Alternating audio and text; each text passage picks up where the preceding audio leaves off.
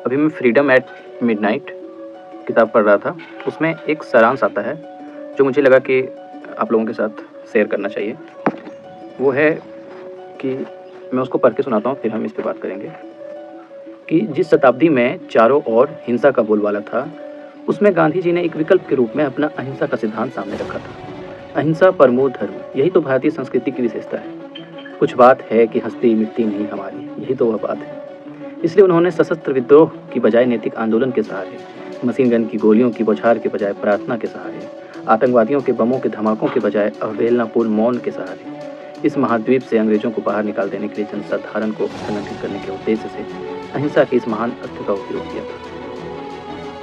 जिस समय पश्चिम यूरोप बड़े बड़े लकबाजों के धुआंधार भाषणों और चीख चीख कर बोलने वाले डिक्टेटरों की दहाड़ से गूंज रहा था, उस समय गांधी जी ने अपना स्वर ऊंचा उठाए बिना संसार के सबसे अधिक जनसंख्या वाले राष्ट्र भारत के करोड़ों लोगों को आंदोलित कर दिया था। उन्होंने अपने अनुयायियों को सत्ता या अपार संपदा का आश्वासन देकर अपने झंडे तले जमा नहीं किया था, बल्कि यह चेतावनी दी थी, मेरे साथ चलना है तो स्वयं का धूर फूंक कर तमाशा देखना होगा। इसलिए जो लोग मेरे साथ आए वे खाली जमीन पर सोने के लिए, मोटा कपड़ा पहनने के लिए, भोर पहर बहुत जल्दी उठने के लिए, सीधा सादा नीरस खाना खाकर पेट भरने और यहाँ तक कि अपना मल स्वयं साफ करने के लिए तैयार हैं। अभी जो ये सारांश हमने पढ़ा, इस पर हम थोड़ी बात करने की कोशिश करेंगे कि आज हम देखते हैं कि हम कभी किसी को बहुत बड़ा बना देते हैं, कभी छोटा बना देते हैं, फिर उसको एक दो सेंटेंस, एक दो रील्स, एक दो फोटोज़, एक किसी की दो बात सुन के उसको गाली देने लगते हैं या फिर उसे धूर्त कहने लगते हैं। या उस जब ये पूरी दुनिया लड़ाई, झगड़े, डिक्टेटरों और फांसीवाद सरकारों और मिलिट्री के रूल पे चल रहा था, उस समय एक इंसान ने पूरे भारत को जोड़ दिया। उसके बाद से पूरा देश एक मत रखता था, लोग खड़े होते थे। अभी कुछ लोग ये कह सकते हैं कि पूरा देश नहीं था, कुछ तो एक्सेप्शन हर जगह रहते हैं, लेकिन उन्होंने पूरे भारत को जोड़ा था। उस समय ना गूगल था, ना टेलीफोन था, ना वीडियो कॉल था, ना यूट्यूब था, ना एडवर्टाइजमेंट का और कोई स्रोत था। बस उस व्यक्तित्व से, उनकी बातों की सच्चाई से लोग प्रभाव में आते थे और फिर उनकी बताए रास्ते पे चलने की कोशिश करते थे। सारे काम वो खुद किया करते थे। उन्होंने किसी को पद का लोभ नहीं दिया, अपार संपदा का आश्वासन नहीं दिया, फिर भी लोग उनके पीछे जाते थे। सारा काम खुद करते थे, ना तंबू थे, ना लग्जरी गाड़ियाँ थीं, कुछ नहीं था।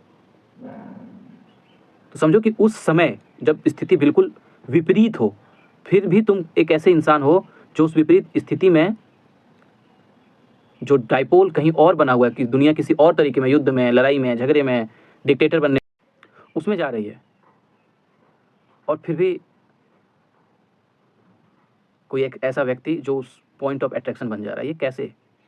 ये बिना आत्मबल, बिना त्याग, बिना तपस्या, बिना सच्चाई, बिना ईमानदारी के हो नहीं सकता। ये अट्रैक्शन, ये विश्वास ऐसे नहीं आता। अगर मुझे किसी चीज़ में मेरा फ़ायदा दिखे, लालच दिखे, तो फिर मैं वो काम कर सकता हूँ, या फिर मेरा डर हो, ना करना मेरी मजबूरी बन जाए, तो फिर मैं वो काम कर सकता हूँ।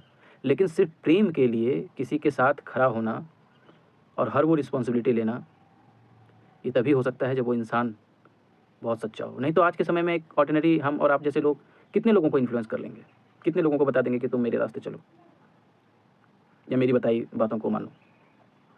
एक पॉलिटिशियन भी आज के समय में भीड़ इकट्ठा करने के लिए कितने तरीके के हथकंडे अपनाता है। एडवर्टाइजमेंट हो, पैसे हो, लोगों को पैसे देना हो, उनको बुलाना हो, भीड़ इकट्ठा करनी हो, तरह तरह के प्रयोजन करने हो, तो जाके कोई मतलब वहाँ पे वो होती है। लेकिन उस समय सोचो कि कुछ नहीं था, फिर भी लोग उनकी बातों पे झंडे तले जमा होते थे। मेरे साथ चलना है तो स्वयं का धूर फूंक कर तमाशा देखना होगा। इसलिए जो लोग मेरे साथ आए वे खाली ज़मीन पर सोने के लिए, मोटा कपड़ा पहनने के लिए, भोर पहर बहुत जल्दी उठने के लिए, सीधा सादा नीरस खाना खाकर पेट भरने और यहाँ तक कि अपना मल स्वयं साफ करने के लिए तैयार।